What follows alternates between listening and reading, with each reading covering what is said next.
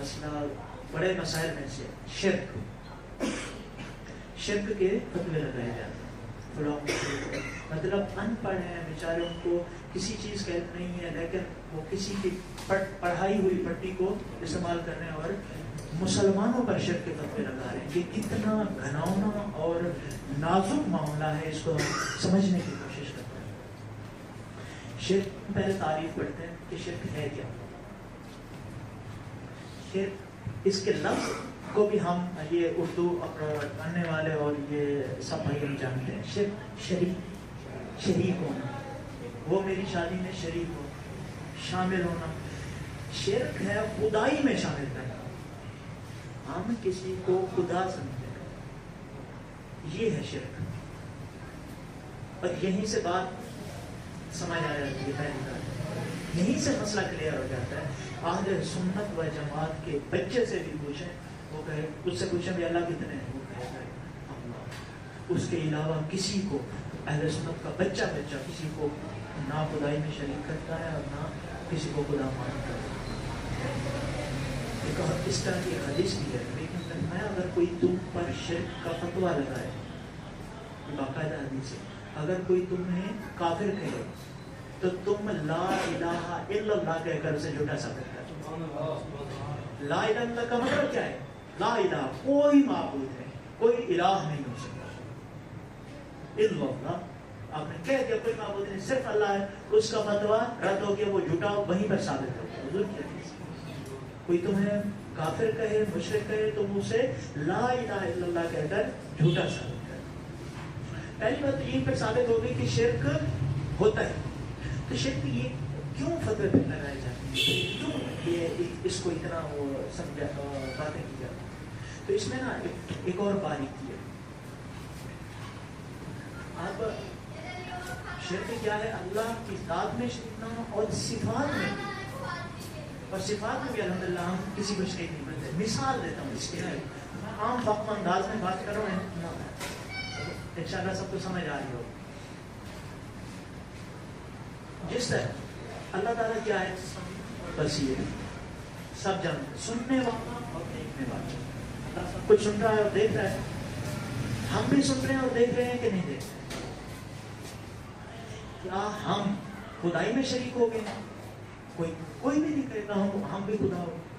اللہ کا سننا, اللہ کا دیکھنا اور ہے, ہمارا سننا ہمارا دیکھنا اور ہے.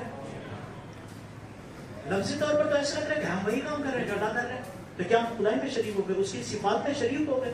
نہیں, ہر کس نہیں شریک ہو سکتا. جس طرح اللہ سمیع ہے, جس طرح اللہ بصیر ہے, انسان اس طرح سمیع اور بصیر نہیں ہو سکتا. کلیئر کٹ بات. اسی وجہ سے غلط فہمی میں آ جاتی ہے. نبی کے متعلق ہم چیزیں کہتے ہیں, جیسے ہم غیب کا علم مانتے ہیں, نور مانتے ہیں, ان کی شان ایک بلند شان مانتے ہیں, اور سب کچھ مانتے ہیں.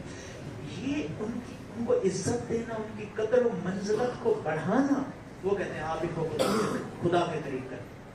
پھر خدا کے وہ مخلوق ہیں, وہ خالق ہیں, وہ کیسے شریک ہو سکتے ہیں؟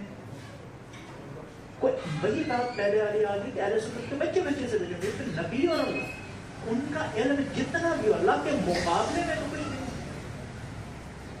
ہم مخلوق کے توازن میں دیکھ رہے ہیں,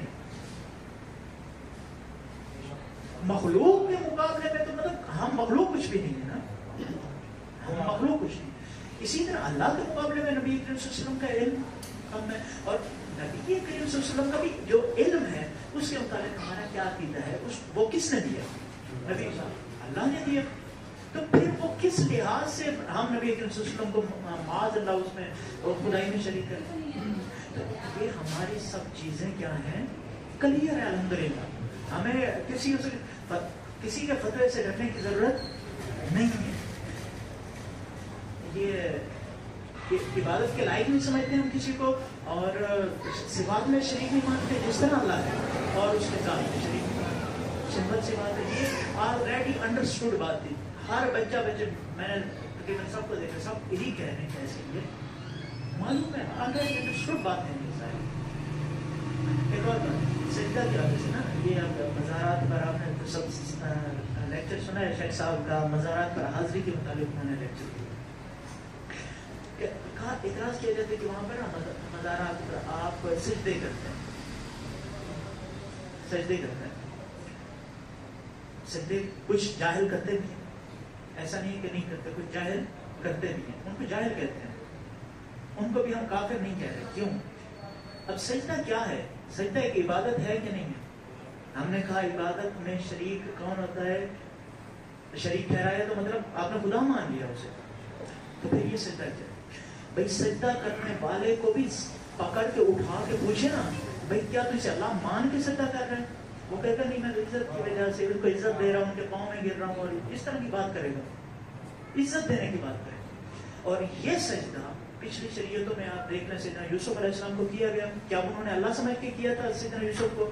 ان کے بھائیوں نے نہیں. سیدنا آدم علیہ السلام کو سجدہ جو کیا گیا تھا فرشتوں نے کیا تھا، کیا وہ ان کو خدا سمجھ کے کیا گیا تھا؟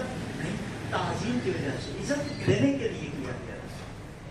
تو اگر سجدے کی دو قسمیں ہیں، ایک ہے عبادت معبود سمجھ کر آپ کریں سجدہ، ایک ہے تعظیم. اگر یہ غلط دونوں ہے، سجدہ تعظیمی بھی غلط ہے، یہ نہیں کہ اس کو ٹھیک کہا جا رہا ہے، وہ بھی جہالت ہے سراسر اور غلط ہے. اعلیٰ حضرت نے باقاعدہ کہا ہے اتنا جھکے بنا کہ رکوع کا یا سجدہ کا شبہ بھی پیدا ہو. غلط ہے، لیکن میں بتانے کا مقصد ہے کہ کفر نہیں، ٹھیک ہے؟ کفر تب ہوگا جب وہ خدا سمجھے. سجدہ تعظیمی حرام ہے، سجدہ تعظیمی نبی کریم صلی اللہ علیہ وسلم کی امت میں حرام ہے. کہنے کا مقصد یہ تھا کہ سجدہ بھی فرق ہوتا ہے. آپ اس جاہل بندے کو بھی اٹھا کے ہم پوچھ لیتے ہیں نا، بھئی تو اللہ سمجھ رہا ہے اس کو، وہ کہتا نہیں، احترام کرتا ہے، بھئی غلط ہے، لیکن وہ کفر نہیں ہے. تو اس لیے آپ ہمارے معمولات اہل سنت جو ہے، میلاد ہے، مزارات پر حاضری ہے، یہ سارا کچھ کریں اور بے خوف اور بلا جھجک کریں اور لا الہ الا اللہ کہہ کر ان کو جھوٹا ثابت کریں.